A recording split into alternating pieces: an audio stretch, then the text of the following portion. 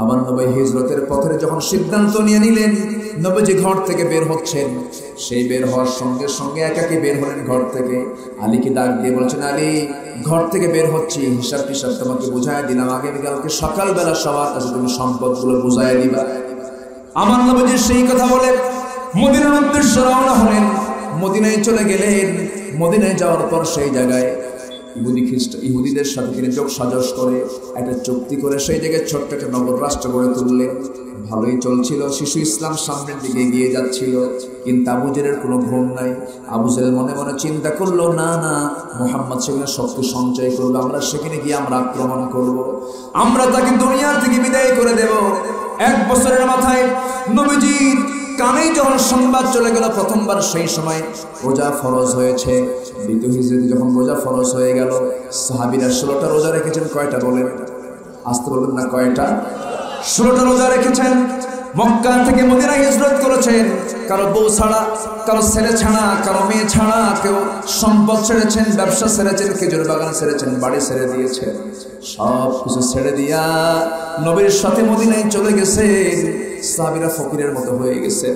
একজন সাহাবীর দিকে তাকিয়ে রাসূল একদিন কাঁদতে কাঁদতে অস্থির হয়ে যাচ্ছেন। সেই সাহাবীর নাম হচ্ছে আব্দুর রহমান ইবনে আউফ। রাসূল তাকে দেখে বলছেন, আব্দুর রহমান, কোটি কোটি টাকার ব্যবসা তোমার ছিল, সব ছেড়ে দিয়ে তুমি মদিনায় হিজরত করে আসছো, তোমাকে দেখে আমার চোখে পানি চলে আসছে, তোমার কি কষ্ট হচ্ছে না? আব্দুর রহমান ইবনে আউফ বলছেন, ইয়া রাসূলুল্লাহ, সব ছেড়ে দিয়েছি, কিন্তু আমি আমার আল্লাহ এবং রাসূলকে পেয়েছি। যেরকম সুবহানাল্লাহ। রাসূল বলছেন, ওরে আব্দুর রহমান ইবনে আউফ, সব ছেড়ে দিয়েছো ভালো কথা, তুমি কি জানো আবু জেহেল তোমার বিশাল বড় বাড়িটা দখল করে ফেলেছে? আব্দুর রহমান ইবনে আউফ বলছেন, ইয়া রাসূলুল্লাহ, আবু জেহেল দখল করেছে আমার বাড়ি, আর আমি দখল করেছি জান্নাতের বাড়ি। যেরকম সুবহানাল্লাহ, আর যেরকম সুবহানাল্লাহ। আমার নবীজি মদিনায় থাকলে 1 বছরে রোজা যখন ফরজ হয়ে গেল, 16টা রোজা সাহাবায়ে কেরাম পালন করেছেন। এমন অবস্থায় নবীর এখানে সংবাদ চলে এলো, আবু জেহেল 1000 সৈন্য নিয়া, অস্ত্র নিয়া, অশ্বরোহী হয়ে সোজা তারা লোহিত সাগরের পাশ দিয়ে ঘেসে ঘেসে বদর নামক প্রান্তর পর্যন্ত চলে আসছে। আমার নবীজির মদিনা থেকে সোজা 80 মাইল দূরে। ওই দিক থেকে কাফেররা চলে আসছে প্রায় 400 মাইল অতিক্রম করে। নবীর কাছে সংবাদ চলে গেল। রাসূল বলেন, সাহাবীরা রে, ও আমার সাহাবীরা, তোমরা কে কে আমার সঙ্গে যাইতে প্রস্তুত? সাহাবীরা বলছেন, লাব্বাইক ইয়া রাসূলুল্লাহ, বাড়ি ছাড়ছি, ঘর ছাড়ছি, সব কিছু ছাড়ছি, হিজরত করেছি। এখন আপনি যা অর্ডার করবেন সম্পূর্ণ অর্ডার আমরা মাথা পেতে মেনে নেব। কি বলতে চান আপনি বলুন। রাসূল বলছেন, সাহাবীরা, আবু জেহেল তার সমস্ত বাহিনী নিয়ে বদর নামক প্রান্তরে হাজিরা দিয়েছে, তোমরা কি করবে? সাহাবায়ে কেরামদের হাতে অস্ত্র নাই, তারা খেজুর গাছের ডালটা অস্ত্র বানায় নিলেন। বোথা অস্ত্রগুলো হাতের মধ্যে নিয়ে রাসূলকে বলছেন, ইয়া রাসূলুল্লাহ, রোজার মাস, রোজাটা রেখে আমরা যুদ্ধ করব। রাসূল বলছেন, না না, যুদ্ধের ময়দানে শক্তির দরকার আছে না নাই? আচ্ছা, তোমরা রোজা ভেঙে ফেলে দাও। কিছু কিছু সাহাবী রোজা রাখতেছেন। এবার রাসূল করলেন কি, সবার সামনে তিনি গ্লাসের মধ্যে তিনি পানি নিয়া, সবার সামনে দিনের বেলা রোজার মধ্যে তিনি 17তম রমজানে তিনি রোজার ফরজ রোজা ভেঙে ফেললেন। ফরজ রোজা ভাঙার সঙ্গে সঙ্গে সাহাবায়ে কেরাম ভেঙে ফেললেন, যুদ্ধের প্রস্তুতি নিয়ে নিলেন। এর মধ্যে ছোট্ট ছোট্ট বাচ্চারা অংশগ্রহণ করেছেন। যুদ্ধ শুরু হয়ে গেছে। সেই যুদ্ধের ময়দানে আমার নবীজি সবার পিছনে সবার আগে, আস্তে করে, সবার পিছনে সবার আগে সবচেয়ে বেশি জিহাদের ময়দানে ভূমিকা পালন করেছেন মুহাম্মদ সাল্লাল্লাহু আলাইহি ওয়াসাল্লাম। তবে বদর প্রান্তরে সবচেয়ে বেশি ভূমিকা পালন করেছেন সাইয়্যিদুশ শুহাদা আমির হামজা রাদিয়াল্লাহু তাআলা আনহু। তিনি একা 32 জন কাফেরকে বিদায় করে দিয়েছেন। আল্লাহু আকবার বলেন। আমির হামজা রাদিয়াল্লাহু তাআলা আনহু এমন শক্ত করে যুদ্ধ শুরু করে দিলেন, কাফেরদের ভিতরে ত্রাস সৃষ্টি হয়ে গেল। মুসলমানদের বিজয়টা যখন হয়ে গেল, বদর পাড়ি হয়ে গেল, মুসলমানরা বিজয় বেশে মদিনার দিকে রওনা করলেন। 14 জন সাহাবী শাহাদাত বরণ করলেন। 14 জনের 13 জন যুদ্ধের ময়দানে মারা গেছেন, শহীদ হয়ে গেছেন। নবীজি তাদেরকে বলেন, এই বদরের প্রান্তরে তাদেরকে তোমরা দাফন করে দাও। এখনো সেই কবর আছে না নাই বলেন? আসতে বলবেন, না আছে না নাই? আরেকজন সাহাবী রক্তাক্ত হয়েছিলেন। আমার নবীজি বললেন সাহাবীকে, আমাদের সঙ্গে করে চলো, আমরা মদিনার দিকে চলে যাই। মদিনার পথে আসার মাঝে মাঝ পথে তিনি মারা গেলেন। নবীজি কাঁদতে কাঁদতে বলছেন, সাহাবীরা, আমার এই ক্ষত বিক্ষত রক্তাক্ত সাহাবী শাহাদাত বরণ করেছে, আমরা লাশ মদিনার দিকে নেব না। ওই যে দুই পাহাড় আছে, দুই পাহাড়ের চেয়ে তোমরা কবরটা খনন করো, জানাজা দিয়ে আমরা তার দাফনটা এখানে সম্পূর্ণ করে দেব। আমার নবীজি মদিনায় ফিরে আসলেন। 1 বছর যেতে না যেতেই আবার আবু জেহেল মারা গেছে, উতবা মারা গেছে, সাইবা মারা গেছে। এই সমস্ত বড় বড় কাট্টা কাফের যখন মারা গেল, তাদের সন্তানরা তাদের পিতৃ হত্যার প্রতিশোধ নেবার জন্য মক্কার প্রান্তর থেকে আবার রওনা করলে, এবার 3000 সৈন্য নিয়ে নবীর এখানে সংবাদ চলে গেল। রাসূল বলেন, সাহাবীরা ওরা তো রওনা দিয়েছে, বদর উহুদ প্রান্তর পর্যন্ত চলে আসছে।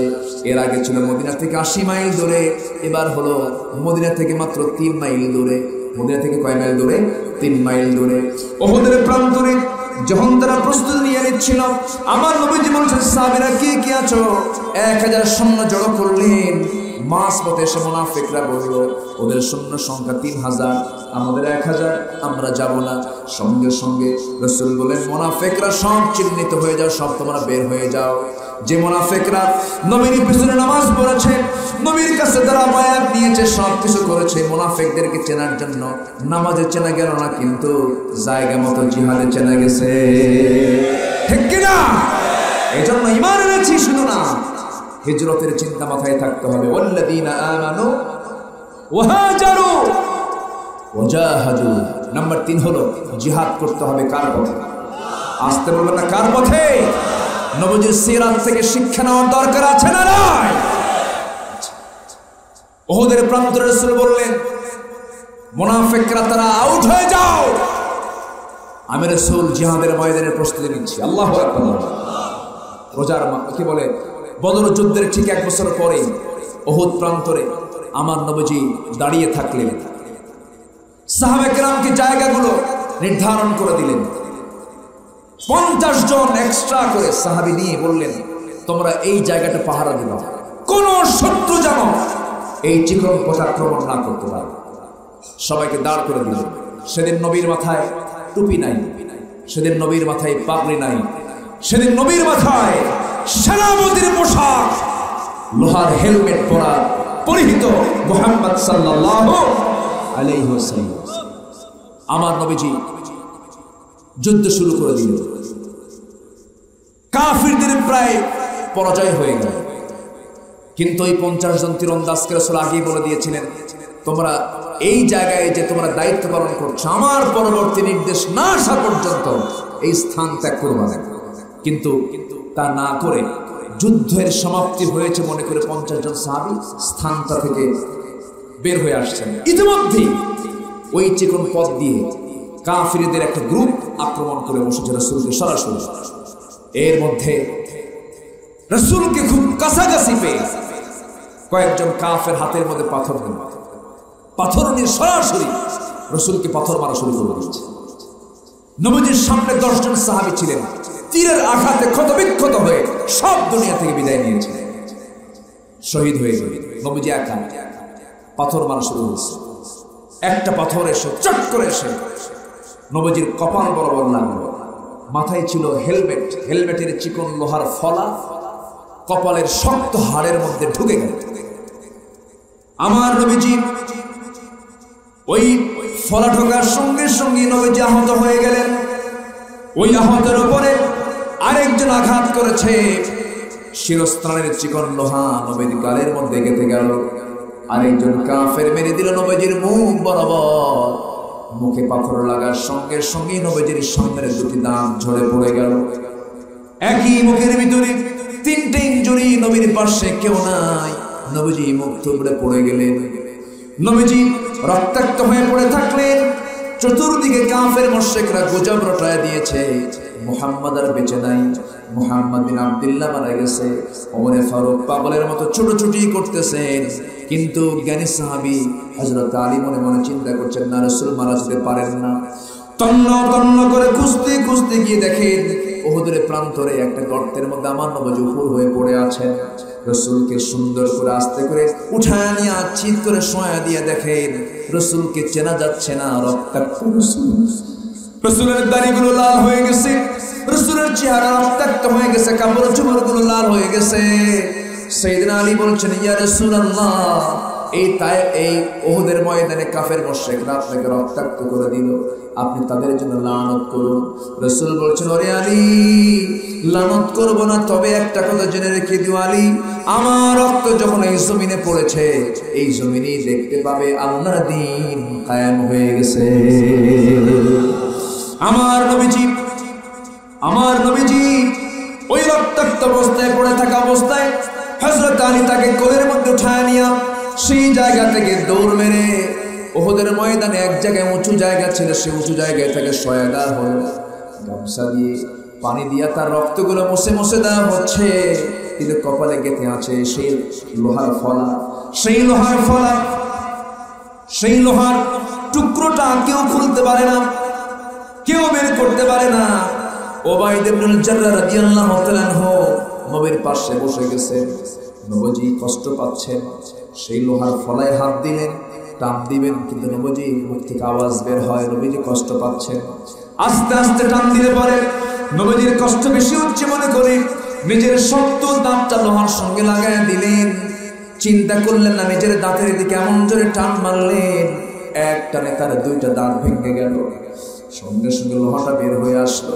রাসূল বলেছেন, উবাইদা রে, দাঁত ভাঙলে কেন? আস্তে টান দিলেও তো হয়তো তোমার কষ্ট হতো না। উবাইদা বলছেন, হুজুর, দাঁত ভাঙা কেন, কলিজাটা ছিললেও আমার কোনো কষ্ট নাই। আমার নবীজি গাল থেকে লোহাটা বের করা হলো, ফিনকি দিয়ে রক্ত গড়ে গড়ে পড়া শুরু হলো। উবাইদা মনে মনে চিন্তা করলেন, এই রক্তগুলো জমিনে ফেলবো কোথায়? নবীজির রক্ত জমিনে পড়বে, এটা কেমন হয়? অঞ্জলি ধরে সে রক্তগুলো হাতের মধ্যে উঠায় নিলেন, উঠায় নিয়ে কোথায় রাখবেন মনে করে রাসূলকে না দেখাইয়া তিনি পান করা শুরু করে দিলেন। রাসূল পরক্ষণে দেখে বলছেন, ও উবাইদা, তুমি রক্তগুলো কি করে পান করছো কেন? হুজুর, রক্তগুলো কোথায় ফেলবো? আমি ফেলার কোনো জায়গা পাই নাই, সেই জন্য আমি পান করে নিচ্ছি। রাসূল দারুণ খুশি হয়ে বলছেন, সাহাবীরা দেখ, কেউ যদি জান্নাতি মানুষকে দেখতে চাস, উবাইদার দিকে তাকায় দেখ, কারণ আমার রক্ত যে দেহে প্রবেশ করেছে সেই দেহ কখনো আল্লাহর জাহান্নামে যাবে না। জোরে বলেন সুবহানাল্লাহ, আরো জোরে বলেন সুবহানাল্লাহ। আমার নবীর দাম সবচেয়ে কম না বেশি? আমার নবীর দাম সবচেয়ে কম না বেশি? সেই দিন কায়েমের জন্য যদি সেই নবীর পবিত্র দেহ থেকে যদি রক্ত ছড়াতে হয়, ঠিক তেমনি আল্লাহর জমিনে দিন কায়েমের জন্য অবশ্যই আল্লাহর বান্দার রক্ত ঝরানোর প্রয়োজন আছে না নাই?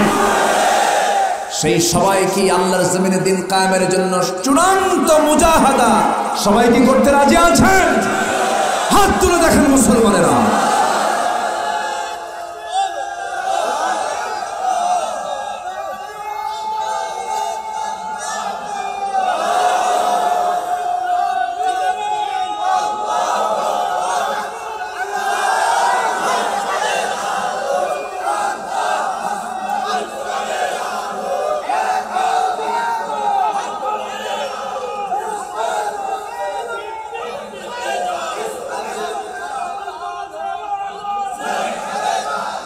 আল্লাহ তুমি সবার হাতকে কবুল করো, জোরে বলে আমিন, আরো জোরে আমিন। কষ্ট পাচ্ছেন? আলোচনা চালাই, জোরে বলে ইনশাআল্লাহ। ঘড়ির কাঁটা কিন্তু 12টা। কোনো আপত্তি, কোনো অসুবিধা? কি করবো বলেন? আপনি এখন চলুন, আরেকটু জি, জোরে বলি ইনশাআল্লাহ, আর জোরে বলি ইনশাআল্লাহ। তাহলে আমরা কাজ শিখে নিলাম 3টা। 1 নম্বর হলো ঈমান আনা। কি আনা? কি আনতে হবে? মুসলমানই কিন্তু ঈমান আনতে হবে। ইয়া আইয়ুহাল্লাযীনা আমানু আমিনু, ঈমানদার কি ঈমান আনতে বলেছেন কে? এরপরে ওয়াহাজারু, যারা হিজরত করবে। হিজরত মানে হলো শুধু দেশ ত্যাগ নয়। আল মুহাজিরু মান হাজারা মা নাহাল্লাহু আনহু, প্রকৃত মুহাজির তো সেই যে আল্লাহ তাআলার সমস্ত নিষেধ হারাম কাজগুলোকে নিজের জীবন থেকে মাইনাস করে, সেও মুহাজির। ওয়াজাহাদ, এবং যারা জিহাদ করবে। কার পথে? এখনো জিহাদ আছে না নাই? আসতে বলবেন না, আছে না নাই? অনেকে জিহাদকে মানতে চায় না, আছে না? জিহাদ আবার কিসের? যদি এই কথা বলে তার ঈমান নাই, তার ঈমান আছে? আল্লাহর নাম নিতে লজ্জা পায়। আল্লাহর নাম কেন নিল? তাকবীর কেন দিল? স্লোগান কেন দেওয়া হলো? ওকে বয়কট করো, এই জাতীয় কথা যারা বলে তাদের ঈমান নাই, ঈমান নাই তাদের। আমার জন্ম যখন হয়েছে আমার কানে আওয়াজ দেওয়া হয়েছে কি বলেন? আরো জোরে। আমি যখন নামাজে দাঁড়াই তখন আমার বলতে হয় কি? রুকুতে যেতে বলতে হয় কি? সেজদায় যেতে বলতে হয় কি? সেজদা থেকে উঠতে বলতে হয় কি? তাকবীর দেওয়া কি? নামাজে তাকবীর দিতে হয়, অবশ্যই দিতে হবে, না হলে নামাজে হবে না। যে নামাজে তাকবীর দিতে হয় জরুরি, অবশ্যই দিতে হবে তাকবীর, তাকবীরে তাহরিমা। আচ্ছা, এরপর জন্মতে তাকবীর নিলাম, নামাজে তাকবীর দিলাম। আমি যখন মারা যাব, যখন সোজা হব যখন মরণ আগে তো সোজা হই না আমরা। সাপ ব্যাংকে ধরেছে, এই ওঠে কে দেখেন তো, ধরেন আস্তে মুরব্বী তো অনেক রাত হয়েছে না, একটু মানে ধাক্কা দিলাম কেন, নতুন করে যান কেউ না ওঠে। আমার দিকে তাকা। সাপ ব্যাংকে ধরেছে, ব্যাংক সামনে দাঁড়ায় আছে, ধরবে ভাব। ব্যাংক বলছে মামা তুমিও থাকো আমিও থাকি, তুমি কীট পতঙ্গ খাও আমিও কীট পতঙ্গ খাই, তুমি তো শক্তিশালী আমি খুব দুর্বল, আমার ধরো না, আমার ছেড়ে দাও। সাপ বলে ব্যাকআপ। এই কথা বলি খপ করে ব্যাংকে ধরে যখন মুখের মধ্যে নিয়েছে, ব্যাংকে সহজেই পেটের মধ্যে যেতে চায়, কি করে? ডাকাটা কি করে? কে আসো কে আসো? সলিমুদ্দিন আসো, আদম সন্তান আসো। যখন তার গ্যাঙর আওয়াজ সলিমুদ্দির কানে যায়, তখন সলিমুদ্দিন হাতে কি নেয়? কাকে মারার জন্য? জালেম কিনা মাজলুমকে? বলেন জালেম কিনা মাজলুমকে? জালেম, কারণ শক্তিশালী যে সপ্ত ব্যাংকে ব্যস্ত। পেছন থেকে সলিমুদ্দিনের একটা বাড়ি যখন তার গ্রীবায় পড়ে, ঘাড়ে যখন পড়ে, সঙ্গে সঙ্গে ব্যাংকটা লাফ মেরে সামনের দিকে পড়ে গেছে। সামনের দিকে লাফ মেরে দাঁড়ায় সাপের এই চিত্র দেখে বলতেছে মামা ঠিক তো হইতে কইছিলাম, মামা ঠিক তো হইলেই, কিন্তু মরার পরে সোজা হব না, মরার আগে আমরা সোজা হব। জোরে বলি ইনশাআল্লাহ। ওয়ালা তামুতুন্না ইল্লা ওয়া আনতুম মুসলিমুন। মুসলমান হয়ে মরব আমরা, জোরে বলি ইনশাআল্লাহ। যখন আমরা শহীদ হয়ে যাই, মরে যাই, জানাজার প্রান্তরে যখন হাজির করা হয়, তখন ইমাম সাহেব কি বলেন? আরো জোরে, আরো জোরে। দ্বিতীয় তাকবীরে কি বলে? আরো জোরে। তৃতীয়বার কি বলে? চতুর্থবার কি বলে? আল্লাহু আকবার। তাহলে জন্মে আল্লাহু আকবার, নামাজে আল্লাহু আকবার, মৃত্যুর পরে আল্লাহু আকবার, সমাজে আল্লাহু আকবার বলতে তোমার কোথায় কষ্ট হয়? অতএব যারা নারায়ে তাকবীরের স্লোগান দিতে আপত্তি জানায়, আমি আমার ভাষায় বলতে চাই ওদের জানাজা না দিয়া কুকুর বিড়ালের মতো বিদায় করা দরকার, ঠিক কিনা? তোমারে বানাইছে যিনি, তার নাম নিতে লজ্জা করো, থাপড়ায়া সোজা করা দরকার। আল্লাহ তুমি সবাইকে বুঝ দাও। সবার যেই দল করতে গিয়ে আল্লাহর নাম নেওয়া যাবে না, যে স্লোগান, যে দলে আল্লাহর নামের স্লোগান নাই সেই দল করাই হারাম, ঠিক কিনা? কষ্ট হচ্ছে, কেউ তো স্লোগান দেন না, দেন স্লোগান।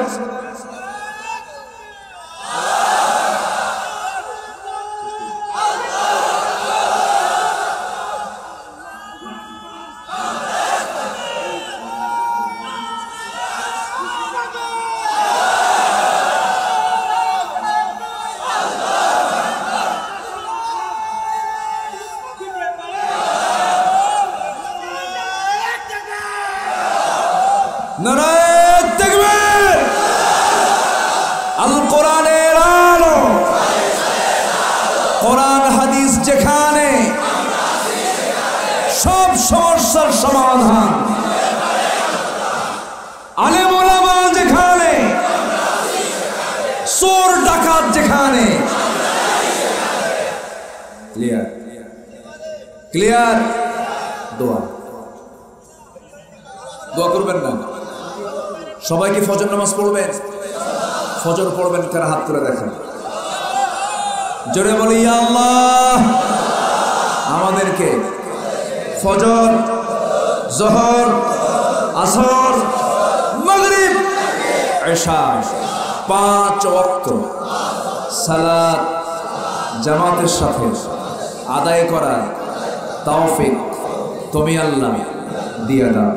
জোরে বলি আমিন। আরো জোরে আমিন।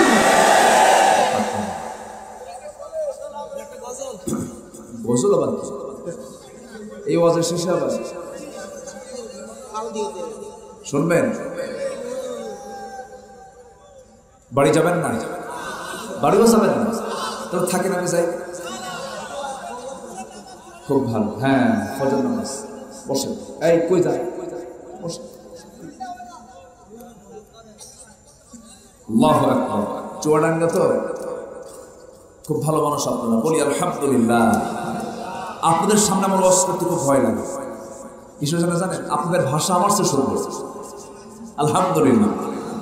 এই যে মিঠু ভাই যখন কথা বলে মনে হয় এত সুন্দর ভাষা হয়, এত সুন্দর একটা টান মারেন আপনার, সেই টান মারলে মনে হয় কি দয়া মায়া। আলহামদুলিল্লাহ। নোয়াখালীর টান তো আরো সুন্দর, তাই না?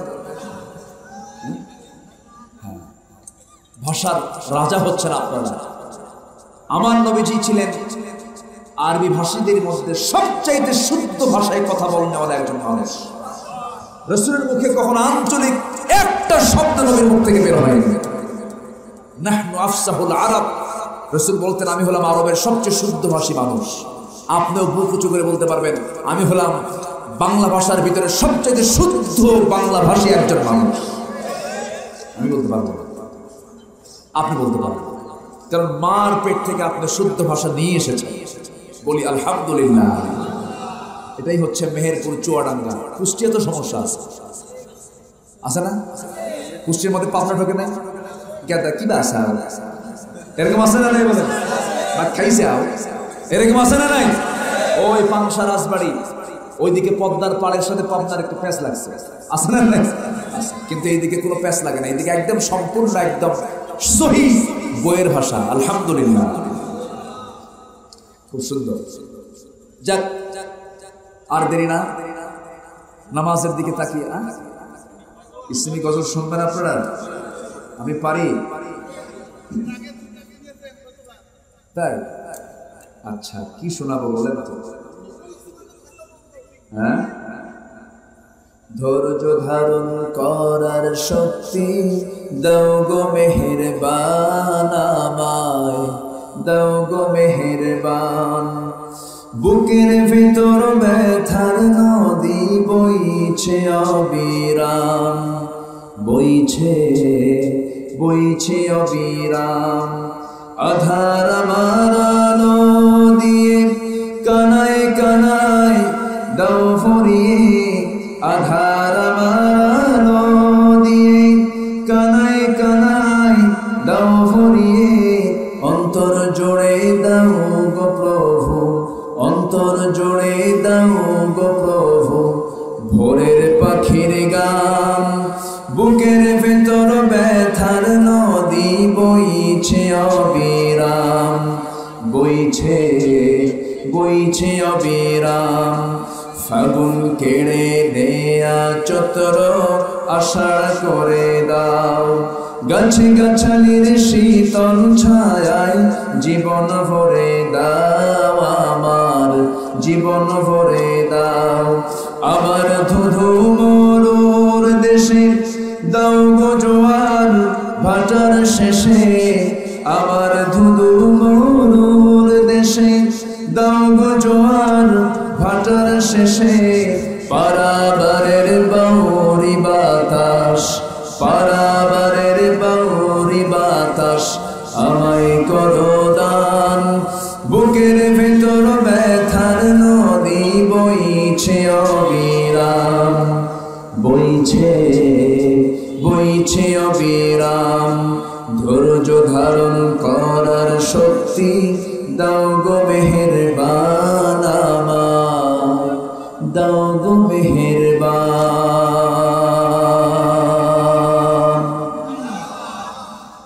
আপনি কি রাগ করলেন নাকি? আপনি তো বসেন, আমরা দোয়া করি, আল্লাহর কাছে চাই। এখানে এতগুলো প্রশ্ন, এই প্রশ্ন উত্তর দিতে তো ফজর হয়ে যাবে। হ্যাঁ, প্রশ্ন তো আমার দেশে কয়েকটা থাকে, ফরজ নামাজের পরে মোনাজাত, এই যে শেষ, মানে খুব জরুরি। আচ্ছা,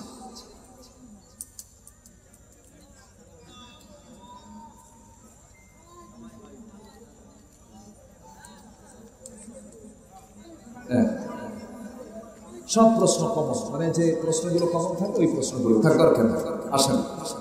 আচ্ছা, কে এটা? আচ্ছা, একজন ভাই তার মার জন্য দোয়া চেয়েছেন। তার মা 8 দিন আগে ইন্তেকাল করেছে। আমরা সবাই সবার জন্য দোয়া করি। আল্লাহ তুমি সবার সকল চাওয়াকে তুমি আল্লাহ পাওয়া করে দাও। জোরে বলি আল্লাহুম্মা আমিন। আমার আগের মেহমান ছিলেন আমার ইব্রাহিম ভাই, আপনি এখনো আছেন? আলহামদুলিল্লাহ, অনেক সুন্দর আলোচনা করেছেন। আল্লাহ তুমি তার সুন্দর আলোচনা আমাদের জীবনে বাস্তবায়ন করার তৌফিক দিও। আমাদের চেয়ারম্যান মহোদয় দোয়ার আগ দিয়ে জাস্ট উনি একটু সালাম দিবেন, আমরা সালাম শুনে জাস্ট সৌজন্য হালকা তিনি কথা বলবেন, এরপর আমরা দোয়ার দিকে যাব। একটু বসবেন না আপনারা? দোয়ার জন্য একটু বসবেন না? আপনার দোয়ার প্রয়োজন আছে কিনা জানি না, কিন্তু আমার দোয়া লাগবে ভাই। একটু বসেন, আব্বা আম্মার জন্য দোয়া করবো সবাইকে নিয়ে, কেউ উঠবেন না, একটু বসুন। 10টা মিনিট আমরা একটু ধৈর্য ধরে দিয়ে দেন। আমরা প্রধান আলোচনা করেছি, এখন আমাদের সভাপতি আলোচনা করার জন্য অনুরোধ করছি। সভাপতির সংক্ষিপ্ত দুটি কথা বলার জন্য অনুরোধ করছি।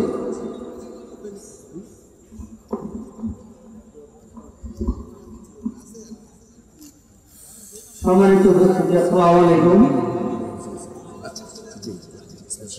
গোয়েন্দারি পুরাতন জামে মসজিদ কর্তৃক আয়োজিত আজকের এই তাফসীরুল কুরআন মাহফিলের সভাপতি, প্রধান বক্তা, দ্বিতীয় বক্তা, তৃতীয় বক্তা, আজকের মঞ্চে উপস্থিত মেহমানবৃন্দ ও আমার সামুপৃষ্ট বিভিন্ন গ্রাম থেকে আগত বা আমার ইউনিয়নের, আমার গ্রামের যে সমস্ত ভাইরা উপস্থিত হয়েছেন ও আমার পর্দার আড়ালের মা বোনেরা, সকলকে জানাই সালাম, আসসালামু আলাইকুম। আসলে আমার জীবনে অনেক মঞ্চে আমি সভাপতিত্ব করেছি বা কথা বলার সুযোগ পেয়েছি। আজকে এরকম একটা মহতী অনুষ্ঠানে সভাপতিত্ব বা দুটি কথা বলার সুযোগ পাওয়ার জন্য আমি মহান আল্লাহ পাকের দরবারে লাখো কোটি শুকরিয়া জানাই।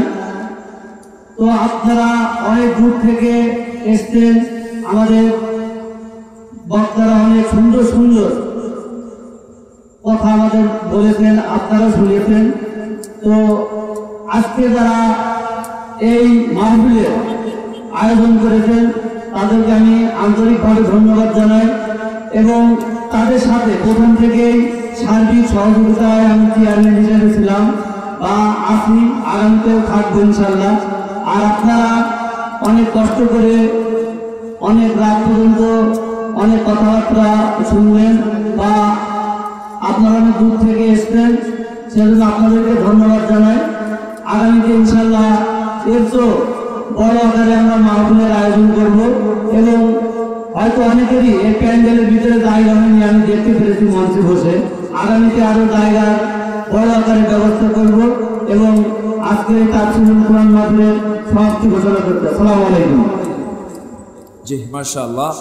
আমরা সবাই বলছি সুবহানাকাল্লাহুম্মা ওয়া বিহামদিকা আশহাদু আল লা ইলাহা ইল্লা আনতা আস্তাগফিরুকা ওয়া আতুবু ইলাইকা।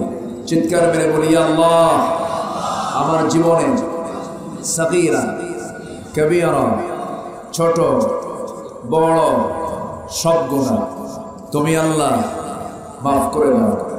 জোরে বলুন ইয়া রাব্বাল আলামিন, ইয়া রাব্বাল আলামিন। সবাই নামাজের মতো করে বসে। আমি সবার কাছে দোয়া চাই, সবাইকে আমার জন্য দোয়া করবেন, করবেন দোয়া, আমিও দোয়া করি। আল্লাহ তুমি আমাদের এই সম্পর্ক হাসর পর্যন্ত গড়িয়ে দাও। জোরে বলি আল্লাহুম্মা আমিন। যে আশাবাদ কামনা করছি আমার মিঠু ভাইয়ের জন্য, আমি দোয়া চাচ্ছি সবার কাছে। আমার মিঠু ভাইকে তুমি আল্লাহ কবুল করে নাও। চেয়ারম্যান মহোদয়ের জন্য দোয়া চাই, আল্লাহ তুমি তাকে দ্বীনের জন্য কবুল করে নাও। সবার জন্য মেম্বার সাহেব, কিন্তু মানে এখানে তো চেয়ারম্যান মনে হচ্ছে মেম্বার সাহেব, তাই না? আমি এটা খাইতে না বলছি জি, মুরব্বী উনি বেশি মুরব্বী, তাই না? তো ঠিক আছে, আমরা আল্লাহর কাছে চাবো আল্লাহ যেন আমাদের সকলের জিন্দেগির গুনাহগুলোকে মাফ করে দেন। তো এখানে মাননীয় এমপি মহোদয় তিনি সালাম জানিয়েছেন এবং তিনি দোয়া চেয়েছেন, তার জন্য আমরা দোয়া করি। আল্লাহ তুমি তার নেক মাকসুদকে তুমি আল্লাহ কবুল করে। আসুন আমরা আল্লাহর কাছে চাবো। আল্লাহুম্মা আমিন। রব্বানা যালামনা আনফুসানা ওয়া ইল্লাম তাগফির লানা ওয়া তারহামনা লানাকুনান্না মিনাল খাসিরিন। রব্বানা লা তুযিগ কুলুবানা বা'দা ইদ হাদাইতানা ওয়া হাব লানা মিন লাদুনকা রাহমাতান ইন্নাকা আনতাল ওয়াহ্হাব। গভীর রাত, নিঝুম রাত, ঝিমানো রাত্রিতে হাজার হাজার মুসলমান নরনারীকে নিয়ে তোমার কালাম থেকে যৎকিঞ্চিত কিছু কথা বলেছি, গুনার বোঝা মাথায় নিয়ে কাঙ্গাল ভিখারির মতো দুটো হাত পেতে আছে। আল্লাহ গুনার দিকে নজর দিও না, বান্দা মনে করে তামাম জীবনের গুনাহগুলোকে মাফ করে দাও। জনম দুঃখিনী মা, প্রসব বেদনা সহ্যকারিণী মা যারা চলে গেলেন, জিন্দেগির গুনাহগুলো মাফ করে দাও, কবরগুলোকে জান্নাতের টুকরা বানায় দাও। অনেক আলোচনা শেষ করে বাড়ি ফিরব, বউকে দেখবো, ছেলে মেয়েকে দেখবো, ভাই বোনকে দেখবো, কিন্তু মার ঘরের দিকে উঁকি মেরে দেখবো ঘর আছে কিন্তু ঘরের মালিকটা নাই। মা চলে গেছেন কবরে, বাবা কবরস্থ হয়েছে।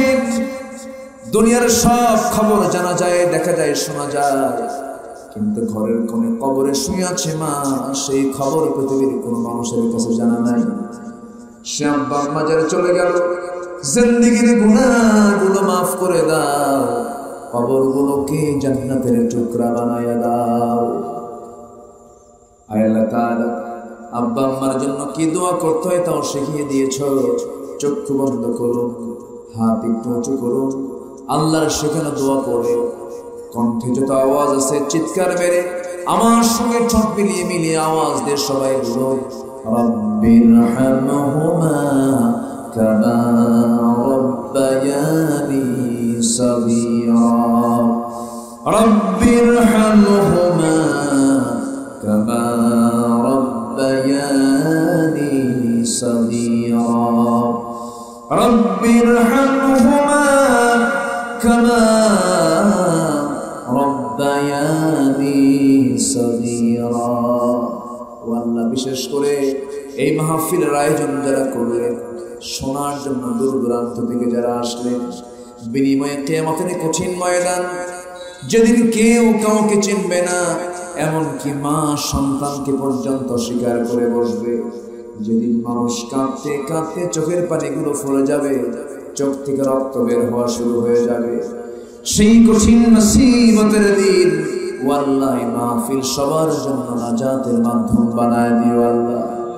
আল্লাহ তাআলা বোয়ালমারীর প্রত্যেকটা ঘরকে তুমি ইসমের দুর্গ বানায় দাও। ঘরে ঘরে আয়েশা, সুমাইয়া, খাদিজার মতো মা পয়দা করে দাও। আল্লাহ তাআলা ঘরে ঘরে আব্দুল্লাহ বিন রাওহার মতো, জাফরের মতো এই সমস্ত মর্দে মুজাহিদ তুমি আল্লাহ ঘরে ঘরে পয়দা করে দাও। আল্লাহ তাআলা চেয়ারম্যান মহোদয়ের জন্য দোয়া করে তুমি তার খেদমতকে কবুল করে নাও। মিঠু ভাইকে তুমি আল্লাহ কবুল করে নাও। গোলাম রাব্বি তুমি তাকে কবুল করে নাও। সবার নাম তো আমার জানা নাই, যার যা চাওয়া তুমি আল্লাহ পাওয়া করে দাও। আমার পূর্ববর্তী মেহমান আমার ইব্রাহিম ভাইকে তুমি আল্লাহ কবুল করে নাও। ও আল্লাহ, এই দুনিয়াতে আসার তো সিরিয়াল ছিল, যাওয়ার তো কোনো সিরিয়াল থাকে না। কোন দিন মরবো জানি না, মরতে যখন হবে তুমি আল্লাহ শহীদে মওত কপালে জুটাইয়া দিও। ও আল্লাহ, চোখের সামনে দেখতে পেলাম কত বন্ধুর মৃত্যু।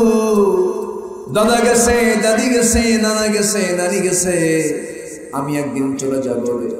ও আল্লাহ, এত বাস্তব একটা বিষয় মৃত্যু, মেহেরবানি করে ডান হাতে আমলনামা না আসা পর্যন্ত আমাদের মরণ দিবা না। আল্লাহ তাআলা পৃথিবীর মুসলমানদের উপরে তোমার খাস রহমত নাযিল করো।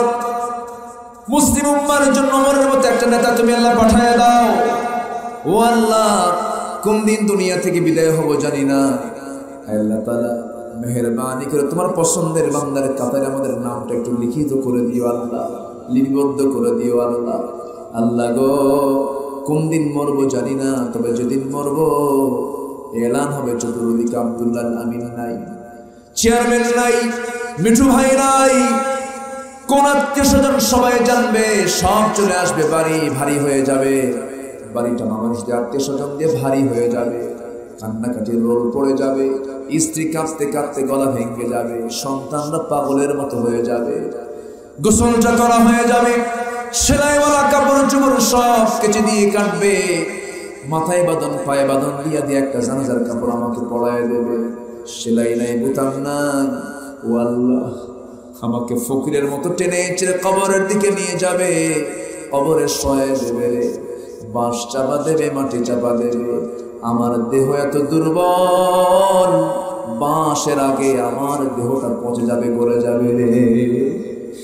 24 ঘন্টা যাবে না, মাথার চুলগুলো গলে গলে মাটিতে পড়ে থাকবে। 3 দিন যাবে না, চামড়াগুলো গলে গলে পোকার পেটের খাবার হয়ে যাবে। 7 দিন যাবে না, 7 দিনের মাথায় দেখা যাবে নাড়ি ভুঁড়িগুলো চোখ মুখ কান নাক দিয়ে বের হওয়া শুরু হয়ে যাবে, কিম্ভূত কি মাকারের চেহারা হয়ে যাবে। এই তো দুনিয়ার নিয়ম। 3 মাস যাবে না, কবর খনন করে দেখা যাবে কয়েকটা হাড় ছাড়ার কিচ্ছু কবরস্থানে নাই রে। আল্লাহ গো, দিন শেষে বুঝে নিচ্ছি আল্লাহ, তুমি ছাড়া কোনো বন্ধু আমার নাই, তুমি ছাড়া কোনো আপনজন বলতে আমার কেউ নাই। সে অন্তিম মুহূর্ত, অন্তিম সময় যখন চলে আসবে, জবানে জারি করে দিও কালজয়ী কালিমা তাইয়্যিবা লা ইলাহা ইল্লাল্লাহ মুহাম্মাদুর রাসূলুল্লাহ। আসসালামু আলাইকুম ওয়া রাহমাতুল্লাহ। আমি একটা ঘোষণা দিতে ভুলে গেছি, আমার নিজের সংকলিত একটা বই আছে, যারা আদব নাই তাকে বেয়াদব বলে, আদব সম্বলিত একটা বই, হাদিস সম্বলিত একটা বই এবং প্রশ্ন